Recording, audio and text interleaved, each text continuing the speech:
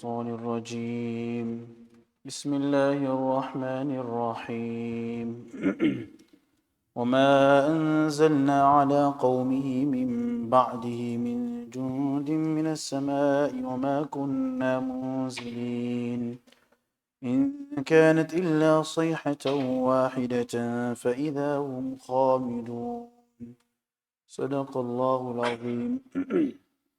Respected brothers and my dear young friends, these are the ayahs I've recited, a few ayahs from the Surah Yasin. And this surah has many lessons within it. And one very important lesson that we were talking about recently in the past few weeks was in regards to a person by the name of Habib al-Najjar. Who was Habib al-Najjar? What happened to him? Allah subhanahu wa ta'ala mentions in Surah Yasin. Allah subhanahu wa ta'ala sent a few messengers to a village, to a city, to a town, to call them towards Allah. Because the people in that village, the people in that town were disobedient to Allah. They were not worshipping Allah. They were worshipping idols. They were not praying to Allah, they were praying to idols. They were not making dua to Allah, they were making dua to idols. And when somebody worships idols, this is called shirk. This is called shirk. And Allah subhanahu wa ta'ala hates shirk the most. The greatest sin is shirk. Allah subhanahu wa ta'ala will not accept that. Not at all. So Allah subhanahu wa ta'ala sent some messengers that go to this village and call the people towards me. Call them towards my obedience. Call them towards worshipping me. And call them towards leaving these idols and stop worshipping them. So the messengers went. And as they entered, they came across a person by the name of Habib al-Najjar. This person had an illness called leprosy. Mufassirin say he had an illness called leprosy. And what happens with leprosy? That your body starts to rot. And slowly, when it gets really bad, your fingers and other body parts start to fall off. So this person had this illness. So people in the village did not like this. So they made him stay at the end of the city. They made him move out. That don't live amongst us. Go and live in the corner. So this Habib al-Najjar was living in the corner of the city. And it so happened that the messengers that came, they came from that place. So when they came from that place, the first few people that they met one was Habib al-Najjar. So when they met him, they said that we have come as messengers and we have come to call you people towards worshipping Allah. You have to worship only one Allah. You can't worship idols. You have to do sajda to Allah, not to idols. So he said, what's your proof that you have come from Allah? Give me proof. So he said, we are prophets. He says, show me, how can you prove that you are prophets? So when a prophet comes, Allah subhanahu wa ta'ala sometimes sends them with miracles. What's miracles? That they can do those things that normal people cannot do. Normal people cannot do. Rasulullah sallallahu alaihi wasallam was in the battle of Badr. And the Sahabas were only a few, 330. And the disbelievers were in 1,000. So Rasulullah sallallahu alaihi wasallam picked up a handful of dust and he threw it like this. And he said, Shahatil wujuh. Now if we pick the dust up and we throw it, how far will that dust go? How far will that sun go? It might hit a few people. Allah subhanahu wa ta'ala made every single person in that army, Allah subhanahu wa ta'ala made that dust reach and go into the eyes of each person. Who can only make this happen? Allah subhanahu wa ta'ala. This is called a miracle. This is called a miracle. So they said, that show us something, prove it. So they said, we can cure you, we can supplicate, make dua to Allah, and our Allah will is so great, He's so mighty, He's so strong, He's so powerful, that He will cure you. This leprosy that you have, this illness that you have, which is so bad, He will cure you straight away. He will give you shifa. So he said, how is this possible? I have been begging and praying to these idols for 70 years and nothing has happened. How can you say that in one moment I will get better? So they said, try it. You accept Islam, you believe, you become a Muslim, you stay away from idol worshipping, and we will make dua, and our Allah is so powerful that He will make you better. So he said, okay. So he said, I will accept Islam. I will accept Islam, I will bring Iman on Allah. I will believe what you people are saying. So they lifted their hands and they made dua. As soon as they made dua and before they could even lower their hands, what happened? He got totally better. He was like never before, pure. Allah subhanahu wa ta'ala's miracle. When this happened, he realized that they are true messengers. What did he do then? Then he went into a cave and he started worshipping Allah. That this Allah who is so great that you ask Him once and He's cured me. And these idols have been asking you for 70 years and they couldn't do anything. Because they can't do anything. They are weak. So when this happened, then the messenger went into a city. And they started passing the message on to people. That bring Iman, bring a common Islam, believe in Allah, worship Allah. But the people in the city were very arrogant. They didn't want to listen. So, when they didn't want to listen, after some time, they decided to harm the messengers. They decided to hurt the messengers. So Habib al-Najjar, where was he? He was in the corner of the city in a cave. When he heard that these people are plotting on killing the messengers, he came running. He came running to people and said, what are you doing? These are messengers of Allah. They are telling us to do good things. They're not telling us to do bad things. What are they telling us to do? Good things. So why are you plotting to kill him? Why do you want to kill them? For they're telling us to do good things, not bad things. So he told them. And he explained to them. And slowly, he kept telling them. And then in the end, he told them, look, whether you believe or not, you don't believe, I believe in them, I am a Muslim.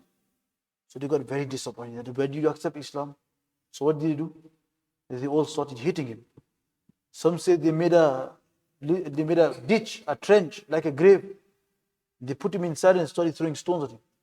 Until he got killed. Habib al-Najjar was killed. So Allah subhanahu wa ta'ala mentions in the previous, because you people are new, I told you a rough, quick summary of the story. So after they killed him, Allah subhanahu wa ta'ala then mentions what happens to the people, his nation that disobeyed the prophets, that killed Habib. What happened to them? Allah subhanahu wa ta'ala says, وَمَا أَنزَلْنَا عَلَىٰ قَوْمِي مِن بَعْدِ مِن جُنْدٍ. And we did not send down to his people any army from the heavens after him. We didn't send any army. وَمَا كُنَّا مُنزِلِينَ. And no, do we need to send down. So after Allah subhanahu wa ta'ala mentions what happened to Habib al-Najjar, Allah subhanahu wa ta'ala mentions what happens to the nation. But Habib al-Najjar got killed. But what did happen to a nation? Allah subhanahu wa ta'ala honored Habib al-Najjar. He elevated his status. And some say before he was about to die, whilst they were hitting him, the angels came and they said to him, قِيلَ ادْخُلِ الْجَنَّةِ. Enter Jannat. Whilst he's alive, he's already got glad tidings of Jannat. That enter Jannat because you are a very steadfast person. You have held on tight to our deen. You have been a very obedient servant, so enter Jannat. So on one side, because of his firmness, because of his good thinking of his people, that he wanted them to come to Iman, he propagated the deen. So Allah subhanahu wa ta'ala, what did he do? He granted him Jannat. And on the other side, the people that killed him, the people that hurt him, Allah subhanahu wa ta'ala mentions that when they killed him, Allah subhanahu wa ta'ala decreed to punish and destroy them.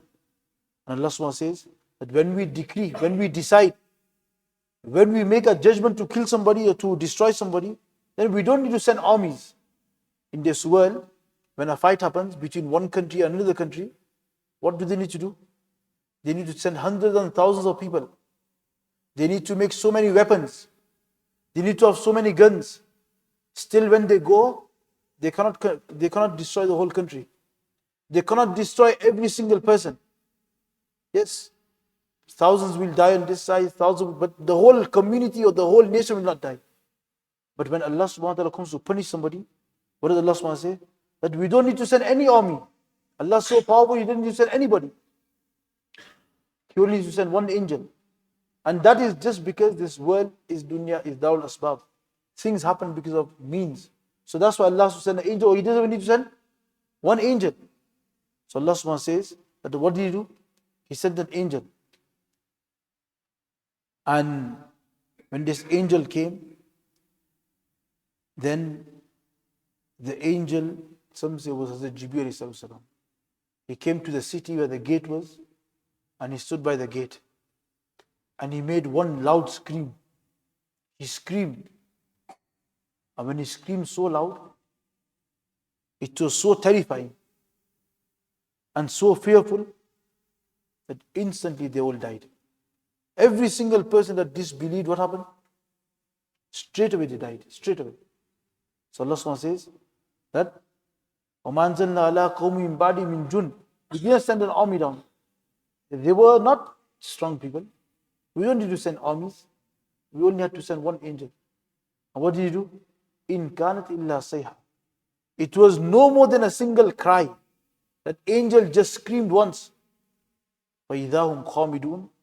And in no time they were all extinguished. What does Khamidun mean? In Arabic, Khamidun means when you light a fire, then the fire gets hot. And it gets blazing. And sparks come out. It starts to throw sparks. And then when the wood and when everything in the fire finishes, then that fire goes small, small, small, and it totally dies.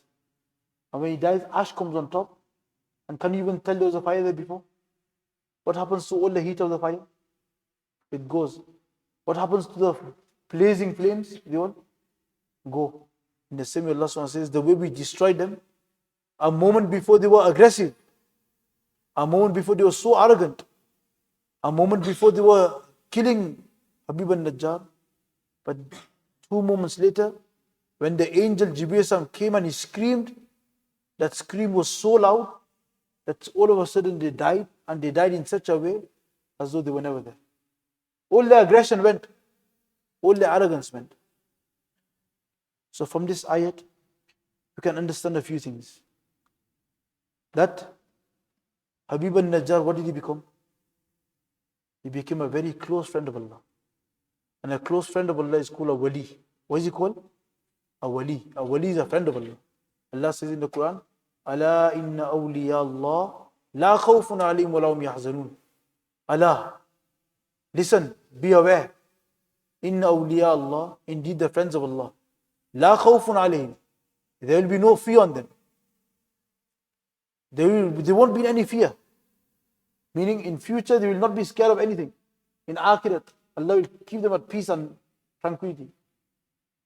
La khawfun alayhim wa la hum yahzanun. And they will not be sad. When they leave this world, they will not be sad. They will live in a very happy way. So Habib al-Najjar became a friend, a wali of Allah. So on one side, you have a person who is a friend of Allah. On one side you have who? Those people who disbelieved, and they become what? The enemies of Allah. And what happens? That the person who is a friend of Allah, Allah helps him. Allah protects him. And those are the enemies of Allah, Allah destroys them. So when you look in Habib al-Najjar's story, what happened? That on this side was Habib al-Najjar, the friend of Allah, he was being oppressed. And he was being killed. And on this side was the people, the nation, the oppressors, the killers. So outwardly, it looks like Habib is in trouble. It looks like Habib has lost. But did he lose? No. Before he even died, Allah subhanahu wa ta'ala said, Qila dukhulil Jannah, enter Jannah. When a person enters Jannah, does he have to look back for anything else? He's got paradise. He's got everything. He doesn't need to, he's won everything. If a person goes to Jannah, Allah subhanahu wa ta'ala says, فَفُوزَ فَوْزًا عَظِيمًا. He has done the greatest win. He's the most successful person. So whilst he's dying, what does he get told? That enter Jannah. So outwardly he looks like what? Outwardly he looks like he's in trouble. Outwardly he looks like he's in harm. Outwardly he looks like he's being hit. But in reality, what's happening? He's going to Jannah. And on this side, you've got the nation. They are throwing stones. They are killing him. They think they have won. But have they won? No. Just few moments passed, and Allah subhanahu wa ta'ala destroyed them. And when Allah subhanahu wa ta'ala destroys somebody, he has lost forever. He has lost forever and ever, because he will go in Jahannam. He cannot ever come out of Jahannam. So when you look at this story, what do we learn? That in this world, you can either be a wali and friend of Allah. If you don't be a friend of Allah, then you become an enemy of Allah. And the friends of Allah will always win. The friend of Allah will always get supported by Allah. The friend of Allah will be looked after by Allah. Allah will protect them. That's when the hadith of Rasulullah says that Allah subhanahu wa ta'ala says, Man aadha li waliyan, faqad aadhantu bil harb.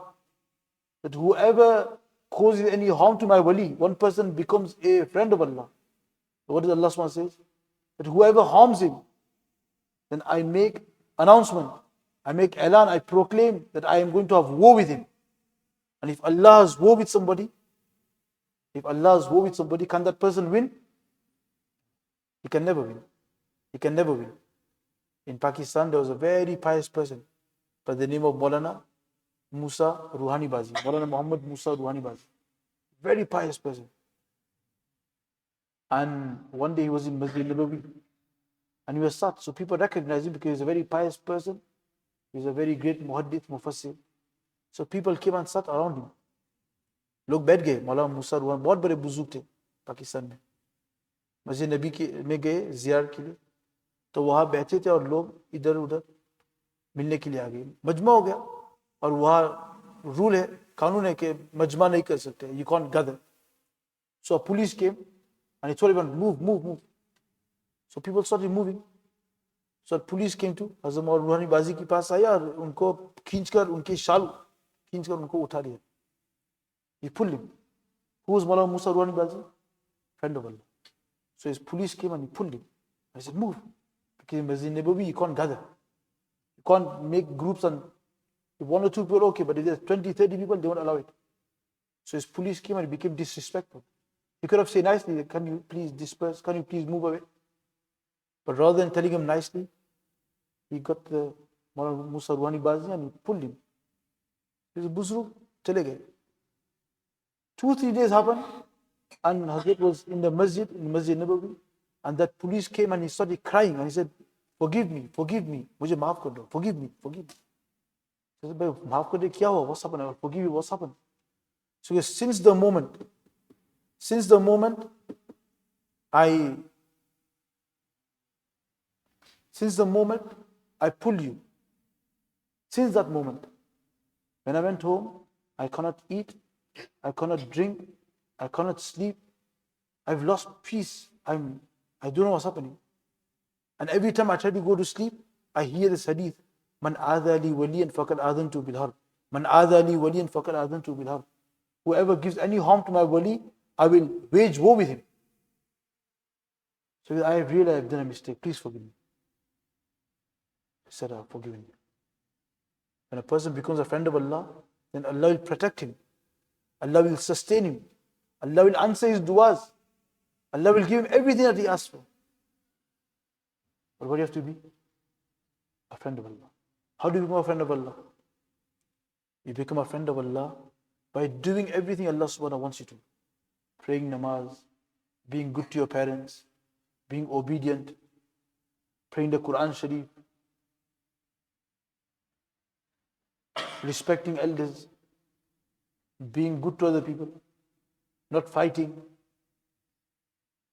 All those things that Allah subhanahu wa ta'ala told us to do, If we do all these things on one side, and on the other side, we refrain from all the wrong things, refrain from music, refrain from watching TV, we don't watch television, movies, films, we stay away from wrong things, don't eat wrong things, don't do wrong things.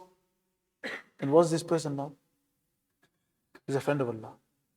Because he's doing all the good things. He's praying namaz, he's praying Quran Sharif, he's listening to his parents, he's respecting the elders, he's helping people, he's good to his neighbors, he's good to other Muslims, he's good to other people. He's doing all the good things. And he's refraining from all the wrongs. He doesn't swear, he doesn't do ghibat, he doesn't fight with people, he's not bad-mannered to his parents, he doesn't miss namaz, he doesn't listen to music, he doesn't watch TV. When he does all these things and he stays away from all these things, what does he become? He becomes a friend of Allah. When you become a friend of Allah, then what happens? Allah subhanahu wa ta'ala protects you. Allah will give you Jannat. Allah will give you a good life. وَمَن يَتَّقِ اللَّهَ يَجْعَلْ لَهُ مَخْرَجًا. Allah will make an easy life that you won't be stuck. Allah will always make things easy for you. But how do you become a friend of Allah? After doing all this, so when we go madrasa, we learn all these things. We learn that we have to pray namaz. We learn we have to be good. But sometimes it gets hard. Can't be good. So what do you have to do? We need to do two things. Number one, we need to come to a masjid and we need to sit in the company of ulama, company of pious people. Because Allah SWT tells us, Ya ayyuhalladhina taqullah, that all people become pious. How do you become pious? He says, وَكُونُوا مَا صَادِقِينَ. Sit in the company of the pious people. So to become pious, what do you have to do? You have to sit with the pious people. And number two, you do zikr. What's zikr? Always remembering Allah. Always remember, whether it's in the form of dua, whether it's in the form of Quran Sharif, whether it's in the form of namaz, whether it's form of zikr, subhanallah, subhanallah, subhanallah. You walk into school, alhamdulillah, alhamdulillah, alhamdulillah, Allahu Akbar, Allahu Akbar. When a person does zikr and he stays in the company of the pious people, then slowly, slowly you become a friend of Allah. And when you become a friend of Allah, just like Allah subhanahu wa ta'ala protected Habib al-Najjar, just like Allah subhanahu wa ta'ala granted him Jannat, what will he grant us? What will he grant us? Jannat. So, who wants to be a friend of Allah? Put your hands up. Who wants to be a friend of Allah? Who wants to be a friend of Allah? Are you wants to be a friend of Allah? So we need to put a little bit of effort. What do you have to do? Do everything that Allah told us to do. Do all the good things. Pray namaz, pray Quran Sharif, come to a masjid, listen to our parents, be good to our brothers and sisters, don't swear, don't listen to music, don't watch television, no YouTube, no social media. When a person does all these things, then slowly, slowly you become a very good Muslim. And mashallah, all of you, what are you now? Some are 12 years old, 10 years old, 11 years old.